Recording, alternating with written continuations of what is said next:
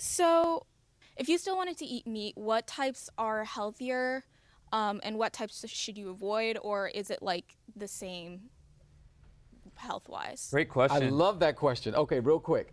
So the answer there is, again, going back to the biblical principle of eating and how God desires us to eat. Basically, he has delineated, he has drawn a very clear line in the sand that there are clean meats and there are unclean meats, right? And as you go through a certain book in the Bible, it really lays out in just specific details. In terms of fish, it needs to have scales. And just think about that, like crabs, and I know in certain states, you know, that's a big deal to eat crabs and lobster, and right? But you'll find that they actually will eat anything. They're like, oh, I hate to say it, but they are basically the garbage disposals of the earth. So God delineates, and he makes it very clear, don't eat those things because they can make you sick. They're cleaning up the earth, and that's how they've been designed. Whereas they're clean animals, those like, you know, your beef, clean beef, your chicken, your turkey, those things like that. But let me give you real quick this idea from a principle in the Bible.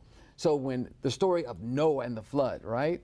God said, you're going to take onto the boat, on that big boat, you're going to take 7 of the clean animals and only 2 of the unclean, right? So they were preserved, but the you know, a lot of people, you see these images of the Noah's Ark and it's just like 2 by 2 by 2. No, that's not the Bible. Mm-hmm. It's actually 2 of the unclean, whereas 7 of the clean animals.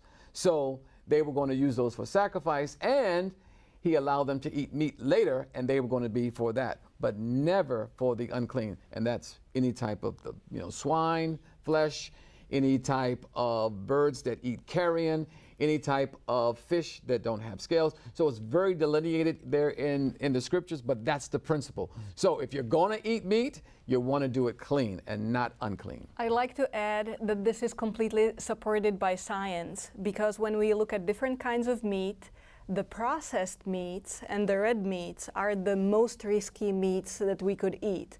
Like processed meats, that's the ham and it's the hot dog, and that's pork, right? Just cured pork meat. And that's the most risky kind of meat for human health, both for the risk of cardiovascular disease and diabetes, but also it's been classified by the World Health Organization among asbestos. It's like the top high risky group of meats. On the other hand, the white meats, the chicken and the fish are considered a bit less risky. But let me add, we live at a time when we use so many antibiotics. Look at how the chicken live, right?